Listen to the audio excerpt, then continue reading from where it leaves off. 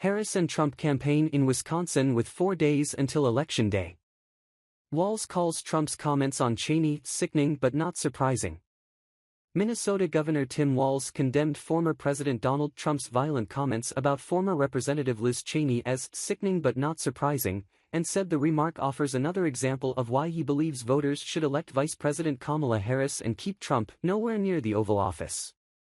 Walz said in a SiriusXM radio interview that aired Friday that Trump suggesting Cheney is a war hawk who should face gunfire is unacceptable behavior, and linked the comments to a remark made by a Trump rally speaker at his New York City rally on Sunday referring to Puerto Rico as an island of garbage. Well, it's sickening but not surprising. This is exactly what he does, Walz said of Trump. He totally disrespected fellow citizens in Puerto Rico. He continues to churn up this type of talk. It inspires his way of thinking about things. But the good news is that there's an antidote to this. The firewall that is voting for Kamala Harris is how we stop this, he said. When I hear it, yeah, it's sickening, it's un-American. But it also just inspires me, and I hope it does a whole bunch for your listeners. This is why they need to go vote. This is why we need to put an end to this. This is why we need to get that new way forward that the vice president keeps talking about that is truly American, he continued. So it just inspires me to go work more. But it is unacceptable behavior, and that's why Donald Trump needs to get nowhere near the Oval Office. During a campaign event in Arizona on Thursday, Trump said that Cheney, a former Republican member of Congress who has endorsed Harris and campaigned alongside her on multiple occasions, is a radical war hawk and suggested she deserves to be fired upon. She's a radical war hawk. Let's put her with a rifle standing there with 9 barrels shooting at her, okay? The former president said at a campaign event in Glendale, Arizona, with former Fox News host Tucker Carlson. Let's see how she feels about it, when the guns are trained on her face. October ad themes: Democrats emphasize taxes while Republicans focus on immigration. Democrats emphasized taxes and Republicans emphasized immigration in broadcast TV advertising for the presidential race during October, according to a CNN analysis of data from the ad tracking firm Ad Impact, reflecting the closing messages from both sides in the election's final stretch. Democratic presidential advertisers spent about $288 million on broadcast TV in October, and nearly 60% of it went to ads mentioning taxes, as Vice President Kamala Harris and her allies touted her proposals to cut taxes for working families while criticizing former President Donald Trump's calls for additional tax cuts for corporations and top earners. Other economic messaging and criticism of Trump's character were also featured heavily in pro-Harris ads. GOP presidential advertisers spent about $239 million on broadcast TV in October, and roughly 56% of it went to ads that referenced immigration, as the former president and his supporters hammered the Biden-Harris administration record on border security. In addition, nearly 40% of GOP broadcast TV ad spending in October went to spots referencing crime, often linked to immigration in Republican ads.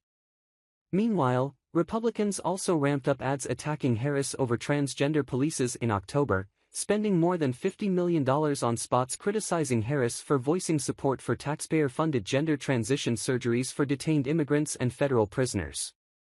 Ad Impact, the ad tracking firm, catalogs the issues that are referenced in broadcast TV campaign ads and tracks the amount of money behind those spots.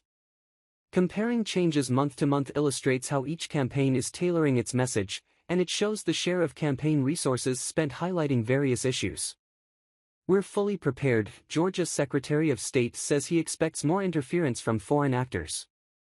Georgia Secretary of State Brad Raffensperger said he expects further interference and disinformation in the wake of a viral video of alleged voter fraud that U.S. intelligence officials have confirmed was manufactured by Russian influence actors. We got enough that splits us.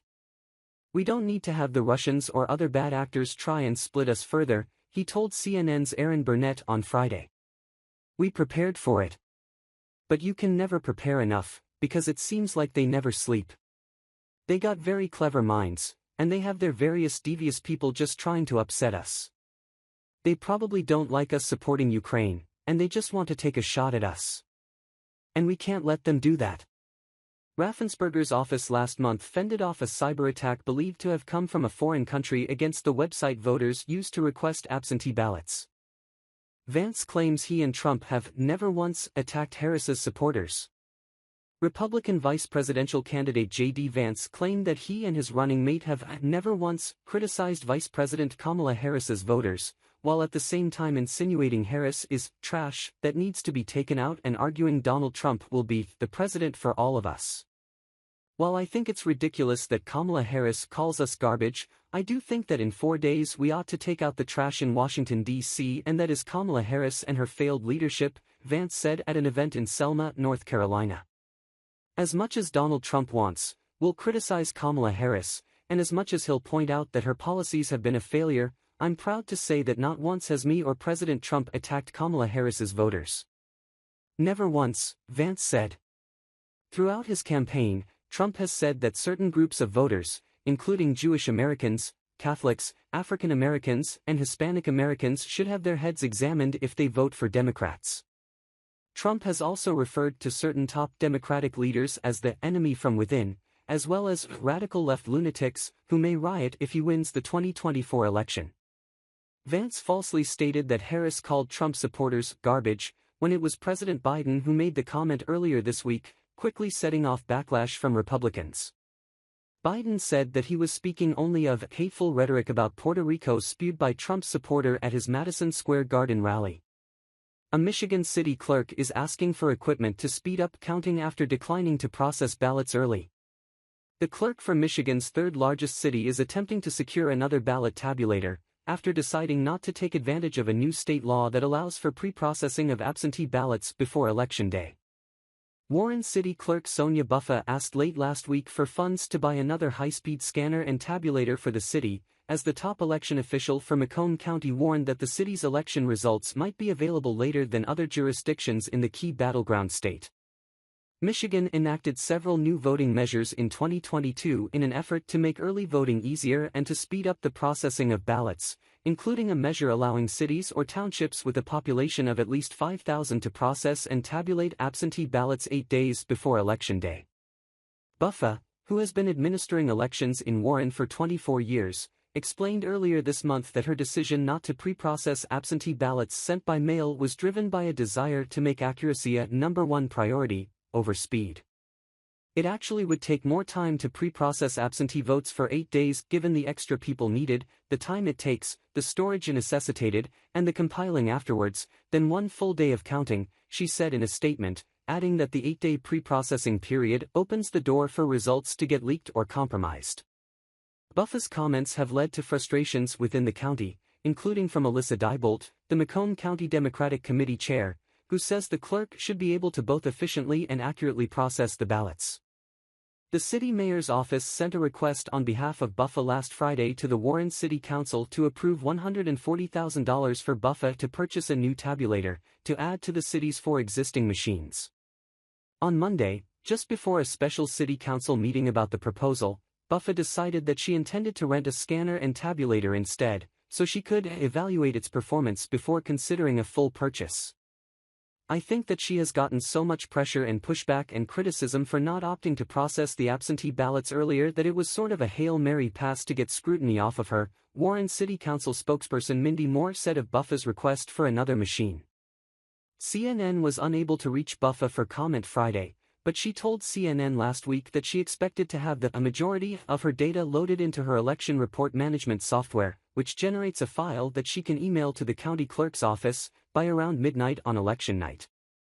A court in Erie County, Pennsylvania, ordered election officials to take additional steps to address a mail ballot delivery issue, including providing an extension of so-called on-demand mail voting for those affected by the delivery disruptions. The order was issued in a case brought by Pennsylvania Democrats after, due to a vendor mess-up, thousands of voters did not receive their mail ballots in time for them to be delivered back to election officials by Pennsylvania's Election Day deadline. Additionally, at least 365 voters received duplicate ballots containing a bar code assigned to another voter, according to the court's order Friday. In addition to offering the on-demand mail voting service through the weekend, election officials have also been ordered to ensure there are enough provisional voting materials at in-person voting sites on Tuesday, in anticipation of a surge of provisional voting by the mail voters caught up in the delivery issue. The order also laid out a process for dealing with the duplicate ballots. With just over 182,000 registered voters in Erie County, up to 9% may have been impacted by the delivery failures. Sam Tallarico, chair of the Erie County Democratic Committee, told CNN he is very happy with the judge's order, and said volunteers are working to reach affected voters. Some voters from key battleground states like North Carolina, Wisconsin and Pennsylvania say they want to see a public commitment from Vice President Kamala Harris on taking action on Israel's war in Gaza before they decide to vote for her. Hala Ahmad, nothing feels good about this election, the Palestinian-American from Milwaukee, Wisconsin, told CNN, describing the regular feeling of shock and horror she feels as she sees footage of people killed and places destroyed in Gaza. Ahmad said she can't guarantee her vote and support to leaders until she is guaranteed an arms embargo or an end to hostilities in Gaza. I feel most accountable to life, that most basic sanctity of life, in this election, she said. The only way to operate is to operate from the place of doing what I can, and if there's some hope, I have to act on that, she added. She said she takes the risk of a possible Trump presidency very seriously, but argued that there is no viable alternative to genocide on the Democratic ticket either. If Harris loses the election, she said she would hold the vice president and the Democratic Party responsible for her loss.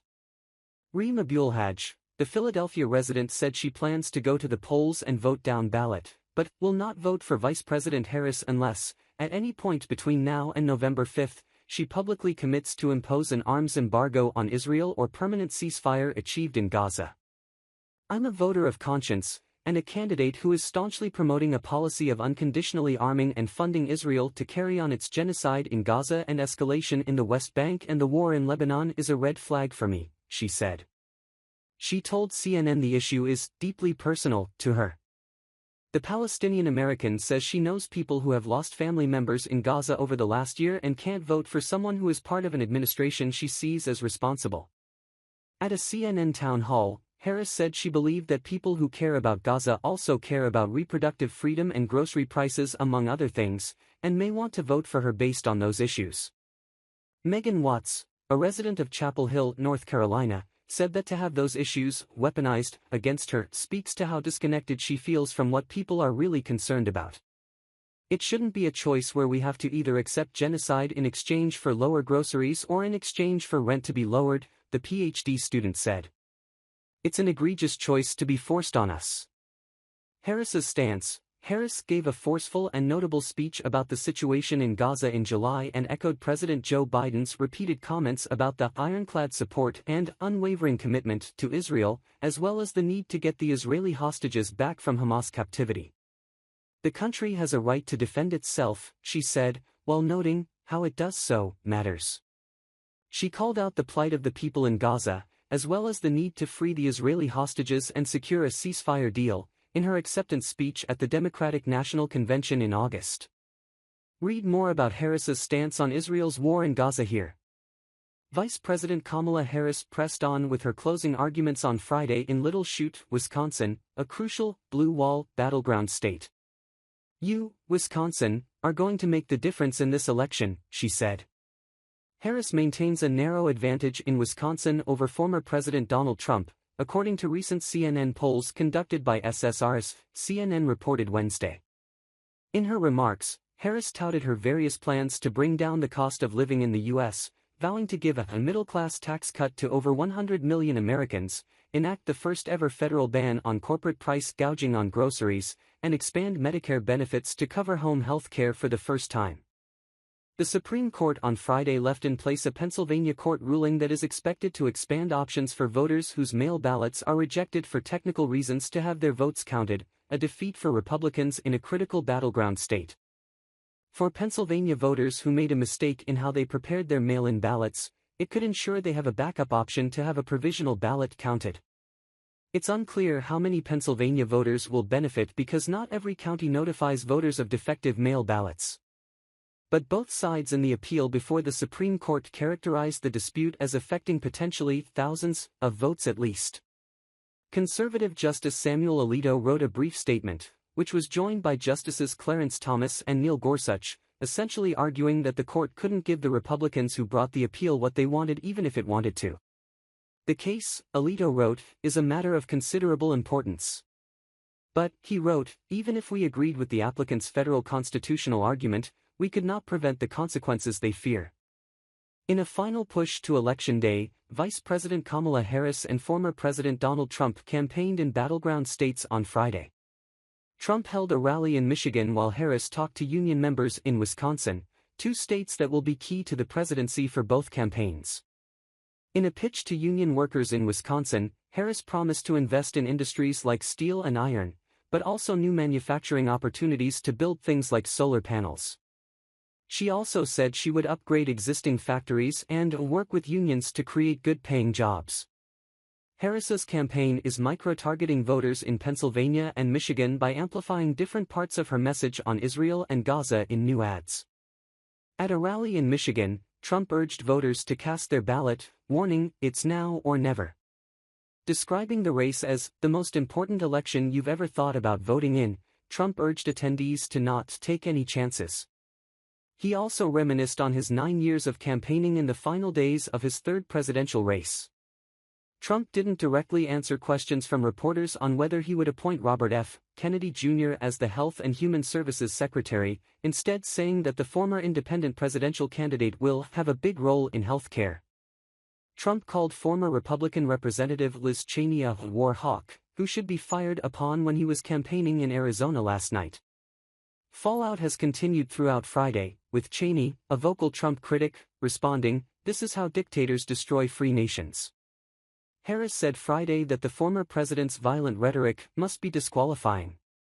The vice president added that she hasn't spoken with Cheney since Trump made those comments, but stressed she is tough and incredibly courageous. The White House called the comments unacceptable and dangerous. Trump said his comments about Cheney were about how she wouldn't have the guts to fight herself, despite supporting foreign wars, according to a post on Truth Social. At campaign events, including his rally in Michigan, Trump continued to talk about Cheney, calling her a disgrace. Arizona Attorney General Chris Mays, a Democrat, said that her office is investigating whether the comments constitute a death threat under state law. Wisconsin Democratic Governor Tony Evers condemned Donald Trump's recent violent comments against former Representative Liz Cheney, warning of the impact of such rhetoric on kids ahead of the former president's visit to the state later today. "One of the things that does bother me about it is during this every week conversation about what he has said, there are kids around the state of Wisconsin and around this country frankly are thinking that's appropriate behavior. And, believe me, that is inappropriate behavior," Ever told CNN's Wolf Blitzer. "He just needs to end it, but, frankly, it'll never happen," Evers added. "I mean, that's part of his DNA." Evers's comments come after Trump said during a campaign even Thursday night that Cheney is a war hawk who should be fired upon. Trump is set to visit Wisconsin Friday night for a campaign event in Milwaukee as both campaigns look to build their support in the critical swing state.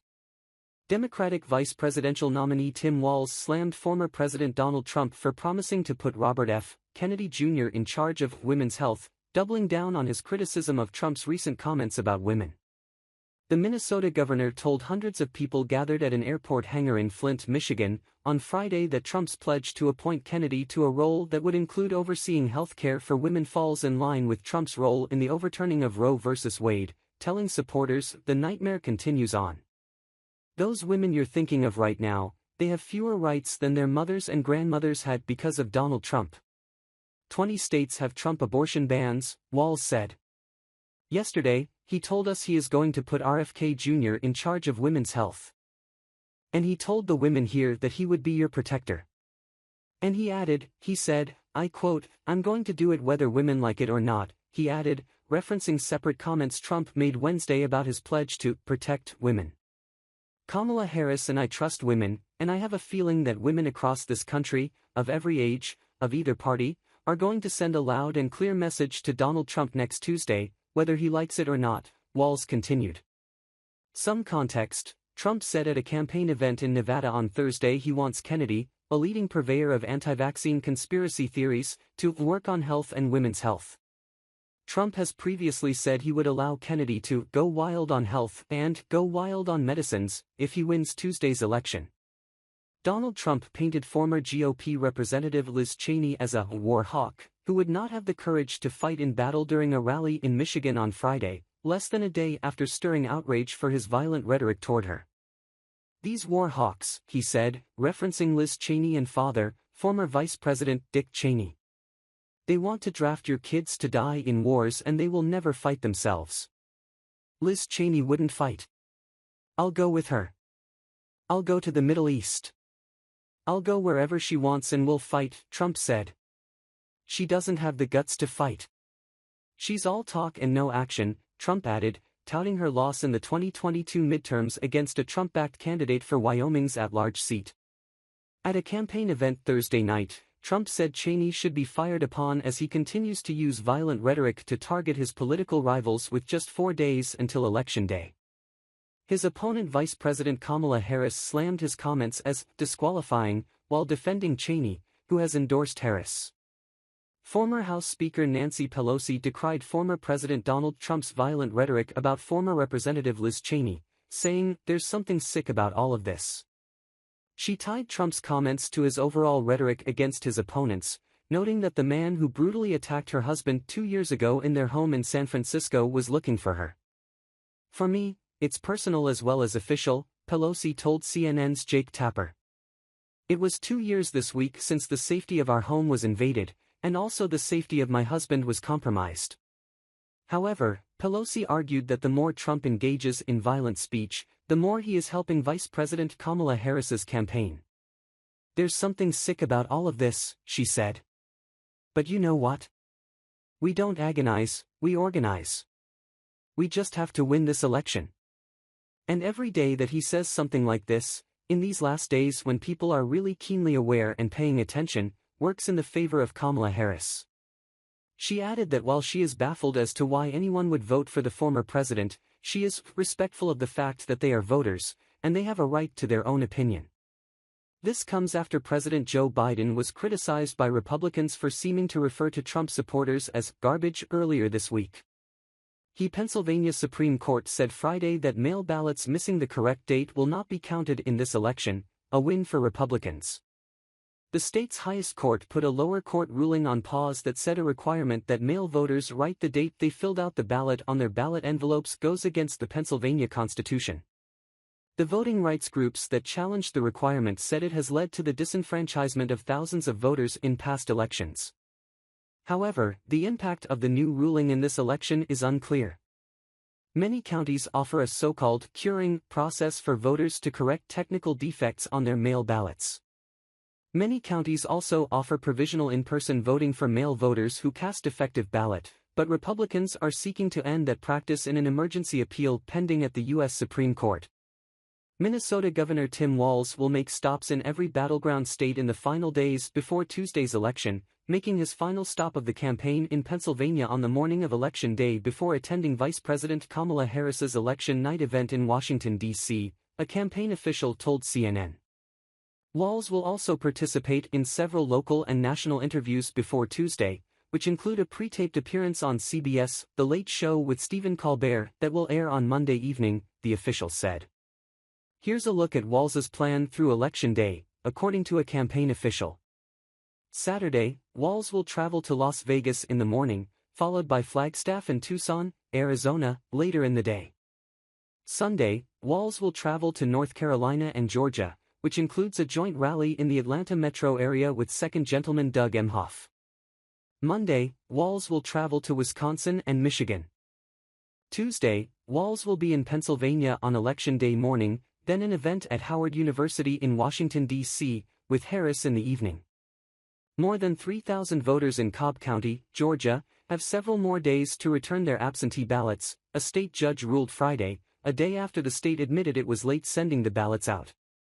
The order from Cobb County Superior Court Judge Robert Flournoy requires local election officials to count absentee ballots from about 3,240 voters so long as they are postmarked by 7 p.m. on Election Day and received on or before 5 p.m. on Friday, November 8. Earlier Friday, a group of civil rights groups sued the county over its delay in getting the ballots out in a timely manner, saying it would lead to the disfranchisement of thousands of voters who might not be able to return the ballots in time to be counted. Flournoy agreed, saying in his order that the voters are likely to suffer irreparable injury because they will, through no fault of their own, become disenfranchised for the upcoming November election as a result of the county's actions.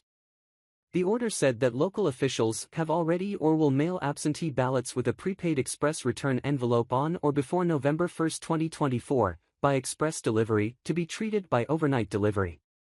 The county said in a statement late Thursday that a surge of last-minute absentee ballot applications was to blame for the delay in mailing several thousand of them out. A Pennsylvania judge scheduled a hearing for Monday to determine if Elon Musk's daily $1 million giveaway to voters should be shut down. This is a victory for Musk, all but ensuring his sweepstakes can proceed through at least the eve of Election Day. Despite 2 weeks of federal and legal scrutiny, Musk has continued giving cash prizes to registered voters in swing states. Earlier Friday, Elon Musk's lawyers asked the judge to make clear that the tech billionaire doesn't need to attend any future hearings. Judge Angelo Foglietta's order says Monday's hearing will address the effort to stop the sweepstakes and Musk's motion to quash his appearance. All of the claims in this action are in fact directed at America PAC, with any activity attributable to defendant Musk being, at best, tangential, Musk's lawyers wrote. There is no reason to believe that defendant Musk would provide necessary testimony that could not be obtained through less burdensome means, including through the America PAC witness who will attend the injunction hearing. Lawyers for the Tesla CEO and Trump ally also blasted Philadelphia District Attorney Larry Krasner, a progressive Democrat, for bringing the lawsuit in the first place. Musk endorsed Trump in July and has spent more than $118 million to help him get back in the White House. This lawsuit is politically motivated and intended to chill the exercise of First Amendment rights and influence a highly contentious, closely contested, presidential election, Musk's lawyers wrote. Earlier this week, the Pennsylvania judge handling the matter had ordered Musk to attend a hearing that was scheduled for Thursday. But that hearing was derailed when Musk tried to move the case into federal court. A brief hearing went forward Thursday in Pennsylvania State Court, which Musk did not attend. Former President Barack Obama is making one final visit to Wisconsin on Sunday, people familiar with the stop tell CNN, as Democrats try to capitalize on the final day of early voting in Milwaukee. Obama has traveled to all 7 battleground states to rally support for Vice President Kamala Harris. His return to Wisconsin in the final hours of the race underscores the degree to which the Harris campaign is trying to boost its turnout in the largest city of the critical, blue wall state. It's all about margins, a Democratic campaign advisor in Wisconsin told CNN. There are still more voters to get out in Milwaukee. Both Harris and former President Donald Trump are campaigning Friday night in Milwaukee, a sign that both sides are fighting to win the state that Trump carried in 2016 and lost in 2020. The visit is expected to be Obama's final campaign stop before Tuesday's election. Former President Donald Trump urged voters to cast their ballot, warning, "It's now or never," during a campaign rally in Warren, Michigan, Friday. "You gotta get the hell out and vote because it's now or never. If we don't do it, it's never gonna happen again," Trump said, alleging that if Vice President Kamala Harris wins, there may not be another election. "That's a possibility with these radical left lunatics we're dealing with." Describing the race as the most important election you've ever thought about voting in, Trump urged voters to not take any chances. "The fate of our nation is in your hands, and it really is. You gotta vote," Trump said. He then warned attendees to not believe in polling numbers.